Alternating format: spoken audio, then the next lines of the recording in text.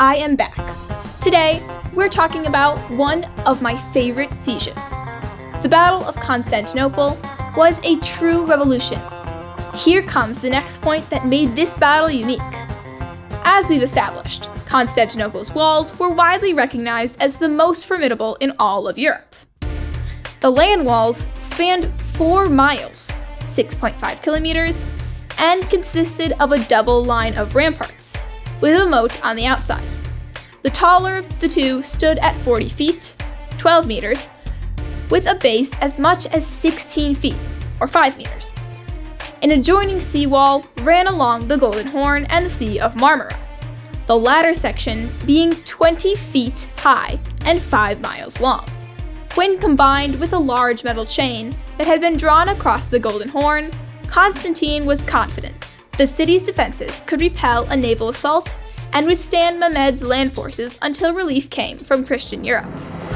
Given the fact that the section of the wall adjacent to the sea was lightly defended, Mehmed knew that his fleet would have to be on top of its game.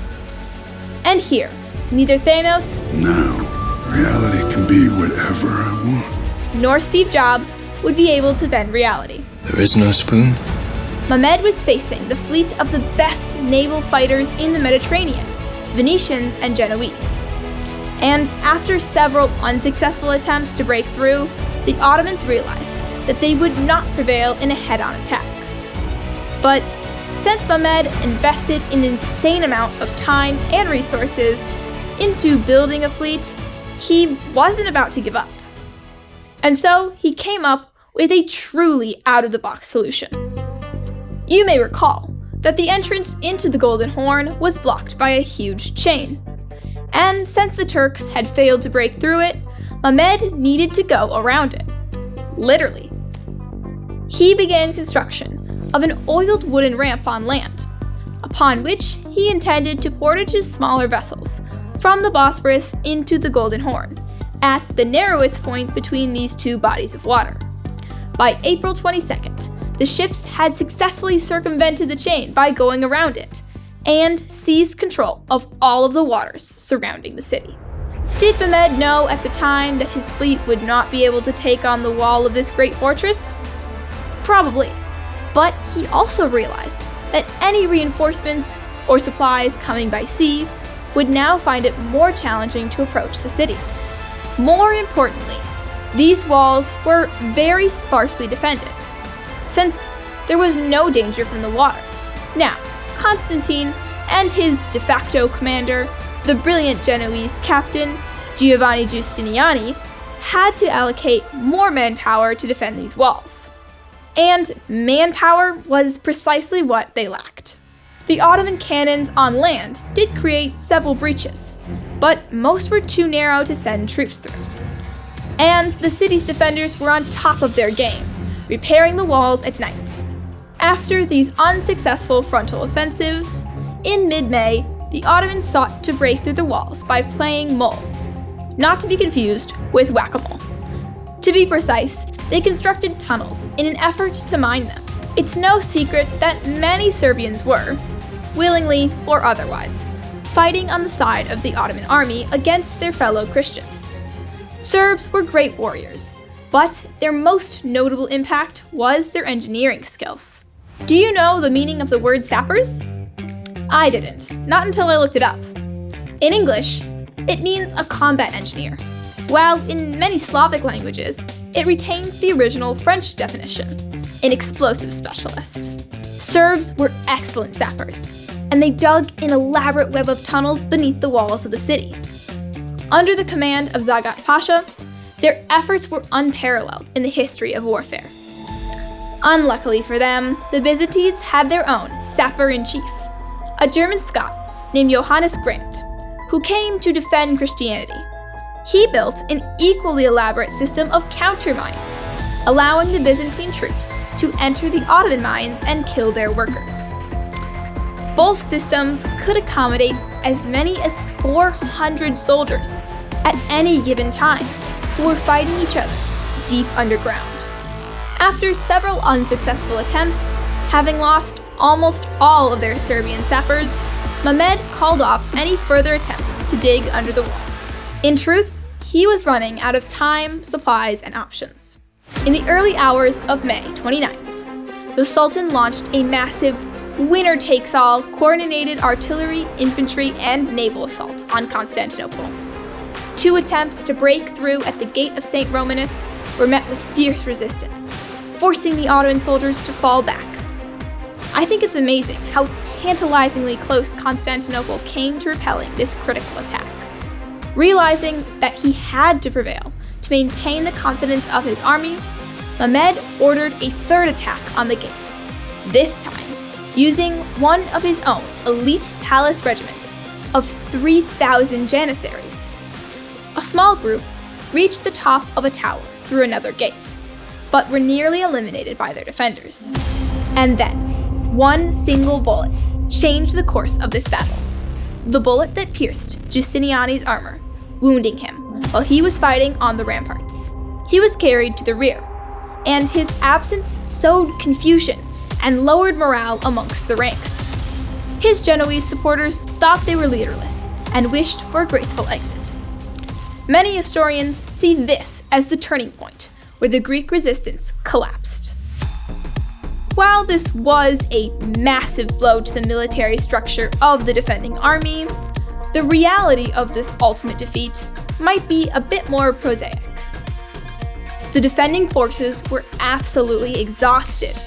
With consistent attacks on land and sea, the ongoing need to repair walls that were being breached by Ottoman artillery, the slow and steady reduction in numbers, and no incoming reinforcements or supplies. Giustiniani's wound would prove to be fatal, but he did manage to leave the city, thus earning the totally unfair reputation of the man responsible for the collapse of the defenses.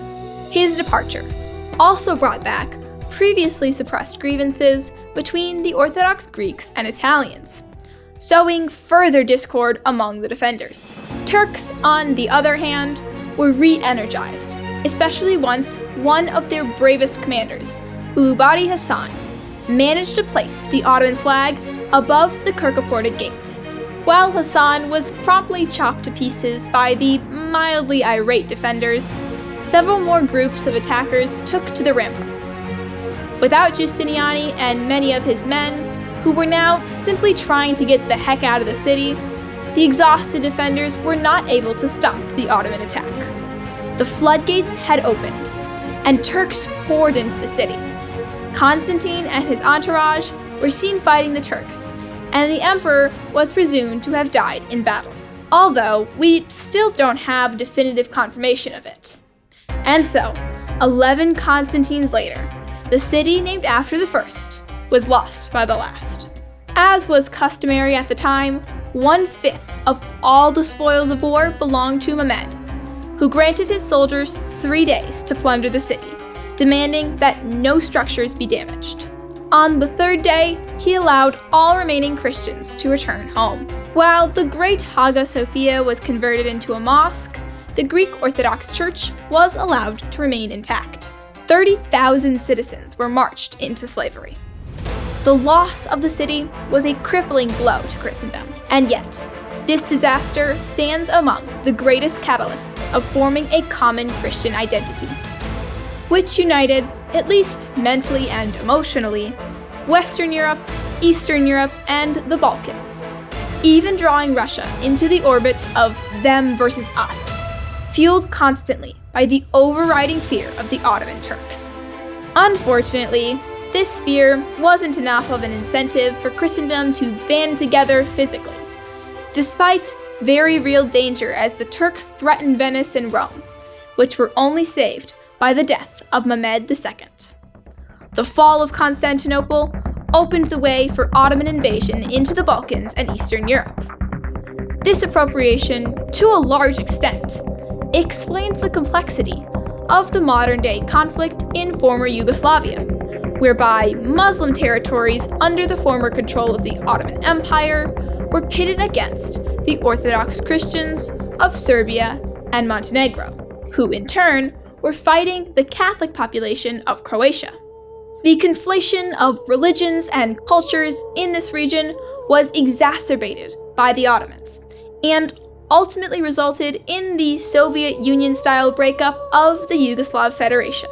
It took 200 years to finally arrest the advance of Ottomans into Europe at the gates of Vienna. Though the Ottoman danger receded, the long-lasting and mutually held animosity between the Christian world and that of Islam remains until the present day. Regrettably, this antipathy needs little excuse to raise its head on both sides of the religious divide. And what of Constantinople? Despite the proclamation of the death of the city under Mehmed's personal command, the city was rebuilt as a multicultural capital of the new Roman Empire, as Mehmed saw himself to be the Caesar of Rome. This new city hardly conformed to the grim stereotypes held in the West about Islamic-ruled lands.